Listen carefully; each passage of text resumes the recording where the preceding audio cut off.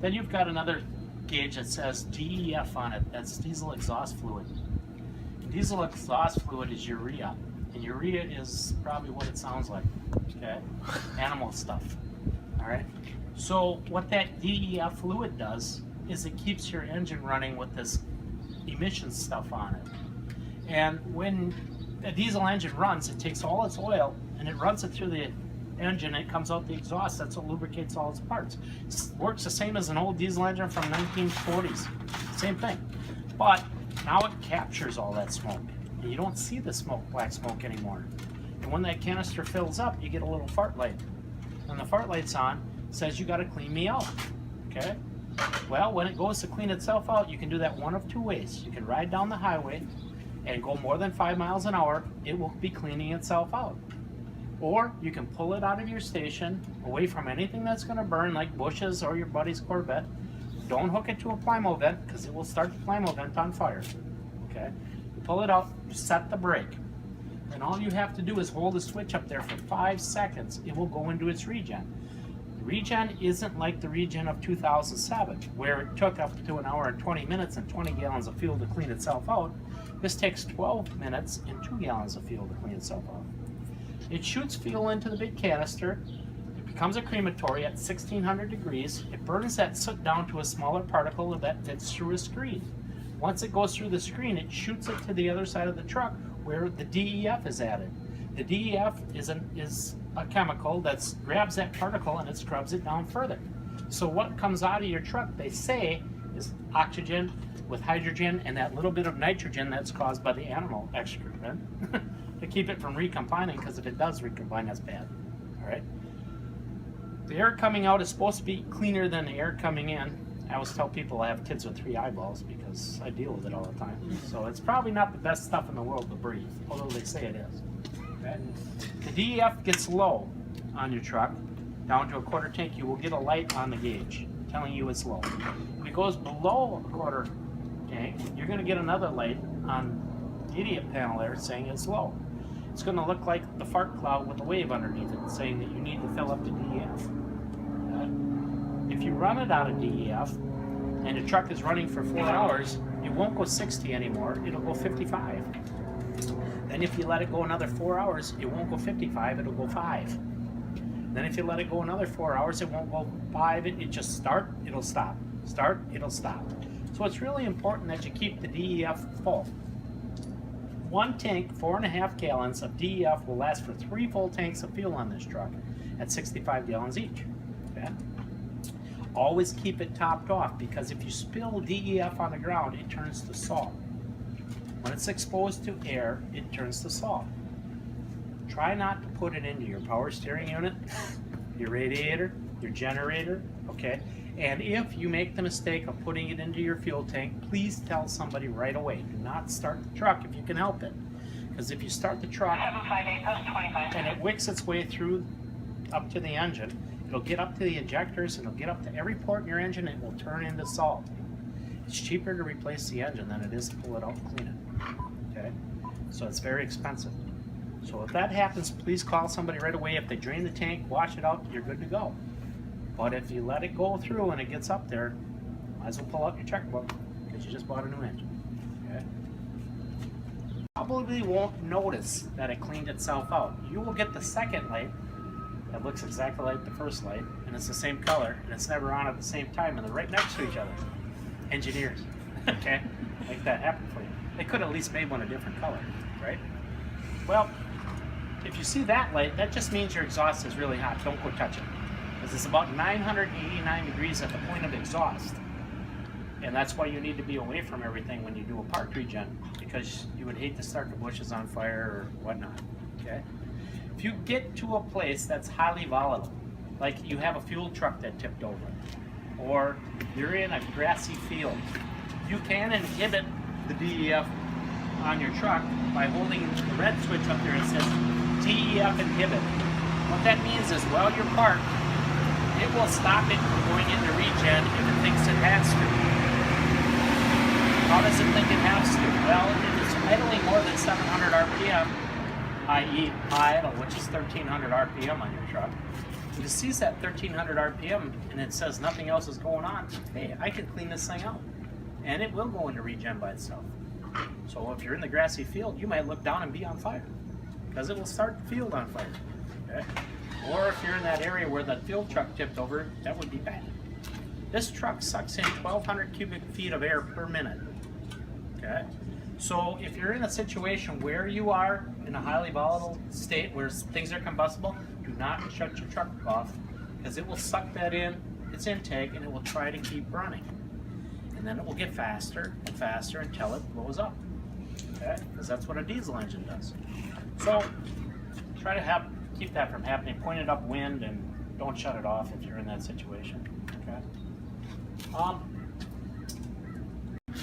Okay. The slope indicator is side to side. There's another set of those on the other side of the truck, so it doesn't matter what side you're on. The important thing to remember with the grade and slope indicator is that you are in the green on both gauges. If you are not in the green on both gauges and you do touch the yellow, you have to cut the weight in the ladder in half. Currently, your load chart says you can have 500 pounds at the egress, that's the red portion of your tip up there, when you're not flowing water or when you are flowing water, from -8 all the way up to 75 degrees. If they made it all one number, this is easier to understand. Okay? So 500, 500. Everybody weighs 250 and they're 5'6". Put your hand up here. Right? So if you can remember 500, whether you're flowing water or not flowing water, you're fine. Okay? But if you're in the yellow, you got to cut that in half. Now you can have one person up there while you're flowing water. Okay? If you're in the red, reposition your truck. You're too unstable to start.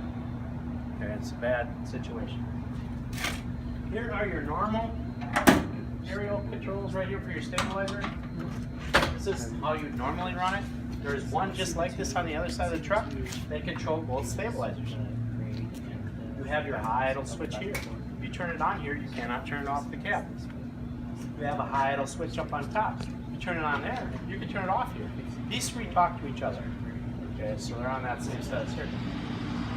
Listen, emergency hydraulics is a small motor. As long as you have aerial master on it, there'll be a light here, and here, and here, and here. Okay? You can run your stabilizers without having the hydraulics running. And you can do it for 30 minutes with a 30-minute cool down. Some trucks were 5 and 15. This is 30-30. Yes? It will still have all its safeties, so it will still recognize short jack using this. So if you are short jack, your ladder will not come to this side of the truck if you're using the one up on top. But if you're not using the one on top, if you're using the one in here, it has no safeties. So these are still safety protected. You'll still get the alarms. You'll still get short jacking. If you go to these overrides, anything's available. It's going to do whatever you tell it, okay? Because you're telling it to do it. So you have no safeties when it comes to that. I'm going to start the truck up, if that's okay. And I am going to run it out, and I'm going to set the truck up. And then I'm going to show you what I can do with it. And we're going to use the overrides. And I'll show you how they work. And then you can use them if you want. Or we can go to the top of the truck and talk about the ladder controls back here. Then we'll go down to the tip and we'll talk about the pinnable. And then I'm pretty much done with you after that point. So if you can bear with me just a little while longer, we'll be okay. This position, in this position, I come back. Come back there. I can bump up my high idle. All my high idle is going to do for me is give me more fluid to do multiple functions. It isn't going to increase my speed a whole hell of a lot. It does sound like it though, but it really isn't. Okay? See, the speeds are set the way they are. So if I run both of these out, I just bump it up. Then I can run them out. I will put my pads on.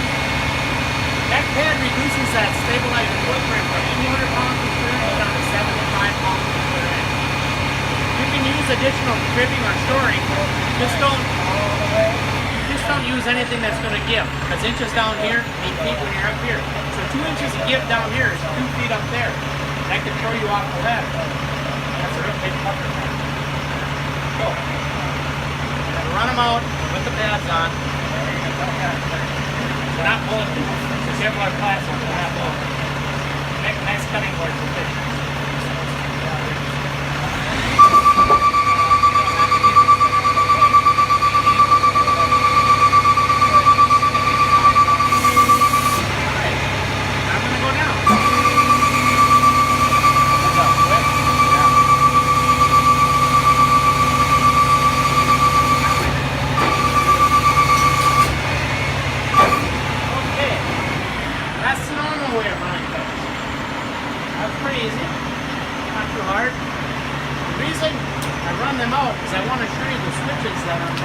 stabilizer. Both stabilizers have the same switch. If you look in here, you will see a switch in the back. The switch in the back tells me my stabilizer is all the way out. If it was anything but all the way out, it's short jack. Short jack on the side of the truck. I do not have to hold an override to short jack this truck. It just won't come this way. Okay? The one in the back is the fully extended cross. The one in the front of this way is the planted cross. It needs to see 2 planted crosses before the fluid will get to the top of the truck. If you're not on the ground, it ain't going to give you the fluid to do the work. Okay? So, if you're going to short jack this truck, maybe there's high power lines over here and it's nighttime. You don't want to run the risk of running that ladder into them. Please put it out far enough to clear this pan. Because if you don't, when you lift the truck up, this truck is going to tilt like that. That's going to try to stay straight, and it's going to drive this pan into that pan.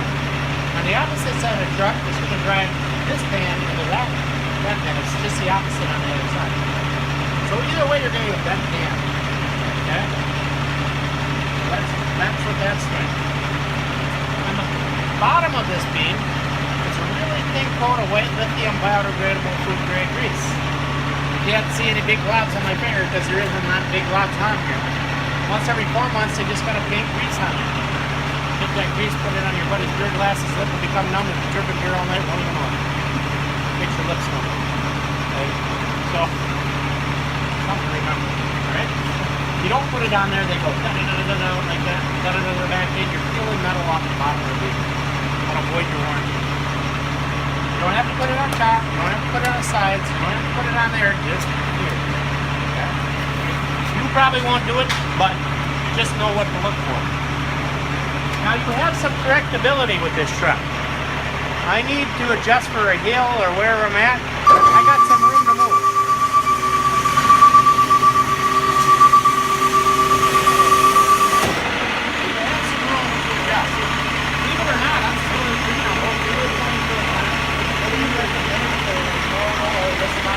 Engineers will say it's just as stable this way as it is on the ground. If you've ever been on ice and snow, I like to keep it on the ground. So I like tires and touch the ground because they got more holding power. Okay? But here's the key. You're on an overpass, or you're off on that side by that pond right there, or you need to get down lower than your ladder is capable of delivering. Your ladder goes to -8. So on a level flat surface, it will drive itself into the ground if you stand it up. It'll go a -8 of where the truck's sitting at. Okay?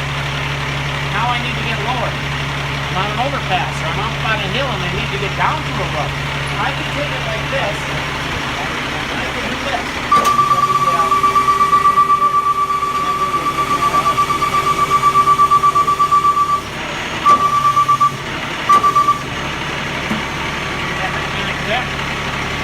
I'm still in green. I can turn this ladder all the way up. I can still get up to 500 pounds. I can still go up. Doing a fast surface. When I get though, I went from a -8 to a -13 with my ladder. Which means that the overall length of it always extended out. I picked up 14 feet of down angle when I didn't have it. So now if you need to get down lower, you have that ability. 14 feet is quite a bit. That's about this much taller than me, right? So you have that ability to get lower. And you can do it either way. Doesn't care. It's just as stable as it was when it was flat. Alright.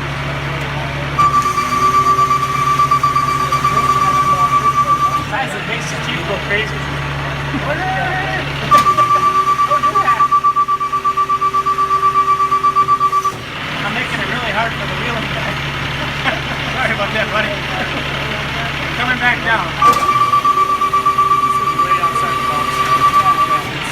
Okay. So, you have that ability to do that.